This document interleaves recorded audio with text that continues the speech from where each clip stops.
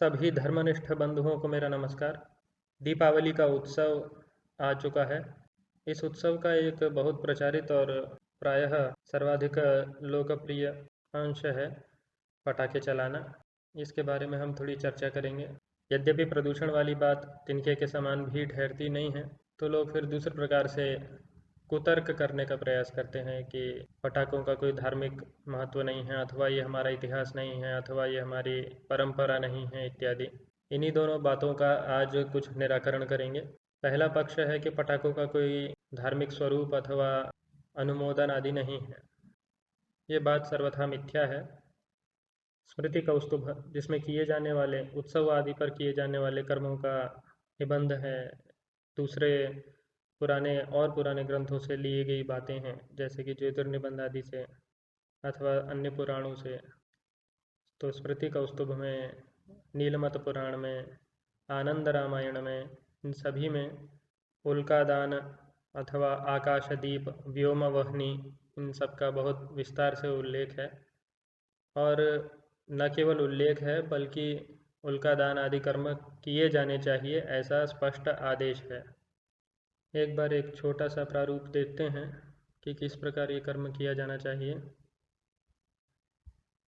शस्त्राशस्त्रहतानां च भूतानां भूतदर्शयोः उज्ज्वलज्योतिषा देहं दहेयं व्योमवह्निना अग्निदग्धाश्च ये जीवा येऽप्यदग्धाः कुले मम उज्ज्वलज्योतिषा दग्धास्ते यान्तु परमां गतिं यमलोकं परित्यज्य आगता ये महापथे उज्ज्वलज्योतिषा वर्त्म प्रपश्यन्तो व्रजन्तु ते।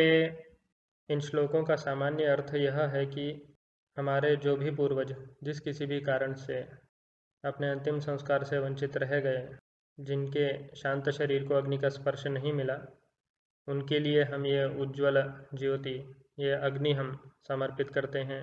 तथा च पितृपक्ष आदि में जो पितर इस लोक में आते हैं, उनको सांकेतिक रूप से पुनः अपने स्थान पर लौट जाने के लिए हम इसके माध्यम से निवेदन करते हैं।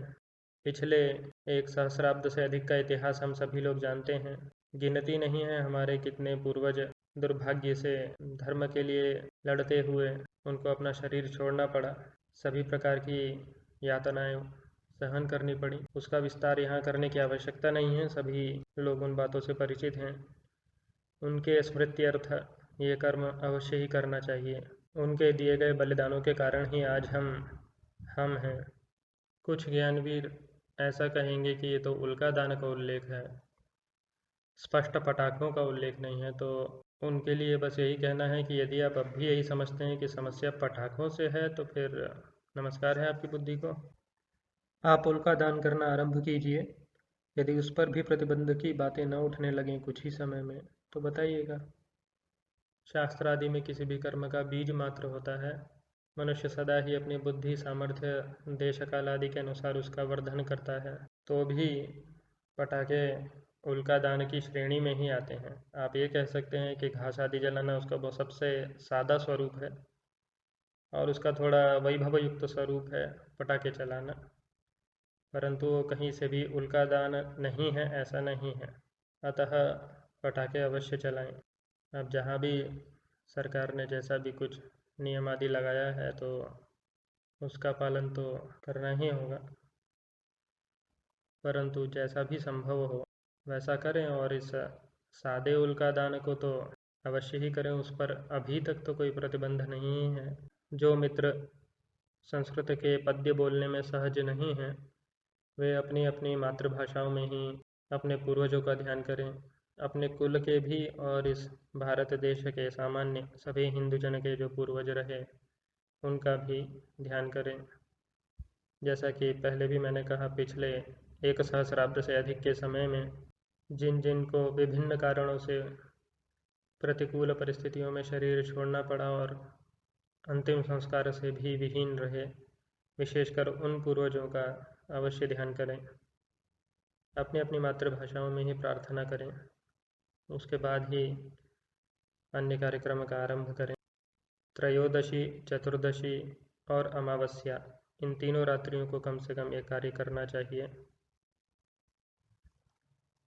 अब जाते जाते एक दृष्टि थोड़े इतिहास पर भी डाल लेते हैं, क्योंकि बहुत से ज्ञानी जनों का ऐसा भी आक्षेप है कि पटाखे चलाना पिछले 101 वर्षों में हुआ है, जब से भौतिकवाद बढ़ गया इत्यादि इत्यादि। 1667 का औरंगज़ेब का आदेश है कि आतिशबाजी, पटाखे आदि चलाना, इनका प्रदर्शन अथवा कोई व्यक्ति विशेष इनमें लिप्त नहीं पाया जाए, इसको प्रतिबंधित किया गया। आज से 350 से भी अधिक वर्ष पूर्व होता होगा तभी तो प्रतिबंधित किया गया।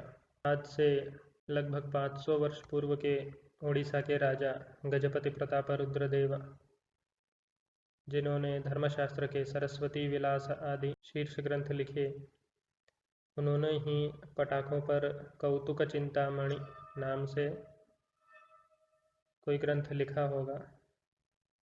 उस ग्रंथ का उल्लेख हमें बाद के ग्रंथों में मिलता है।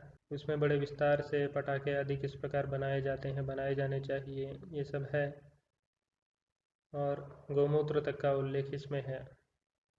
पटाखे बनाने की क्रिया में किस प्रकार होता था वो तो हम नहीं जानते। अब लगभग 600 वर्ष पूर्व के आकाश भैरव कल्प नाम के एक संस्कृत के ग्रंथ में राजा के द्वारा पूजन आदि करके रॉकेट चलाने का, जिसको हम आजकल रॉकेट कहते हैं, उसे चलाने का उल्लेख है। मराठी भाषा में संत एकनाथ की कविता रुक्मिणी स्वयंवर, लगभग 400 से अधिक वर्ष पुरानी, उसमें रॉकेट का, पटाखों का, इन सब का पर्याप्त विस्तार से उल्लेख है। सुल्तान शाहरुख का दूत अब्दुल रज़ाक, जो विजयनगर में रहा, उसने 1443 में विजयनगर राज्य में होने वाले पटाखों के प्रदर्शन के बारे में विस्तार से लिखा है अपने ग्रंथ में। भारत रत्न से सम्मानित महान विद्वान श्री पुरुषोत्तम वामन काणे जी ने अपने अद्भुत ग्रंथ हिस्ट्री ऑफ धर्मशास्त्र में भी उल्का दान आदि का विस्तार से उल्लेख किया है। और यह आनंद रामायण का एक श्लोक है जो राम जी की बारात का वर्णन करता है, बारात के स्वागत का। उस स्वागत में आकाश में ऊपर जाकर प्रकाश आदि करने वाले कुछ पदार्थों का उल्लेख है, जो कि स्पष्ट है कि पटाखों के बारे में ही है। तो इस प्रकार हमने देखा कि पटाखे चलाना हमारा धार्मिक दायित्व है, शास्त्र का आदेश है, पितरों के प्रति हमारा समर्पण दर्शाता है।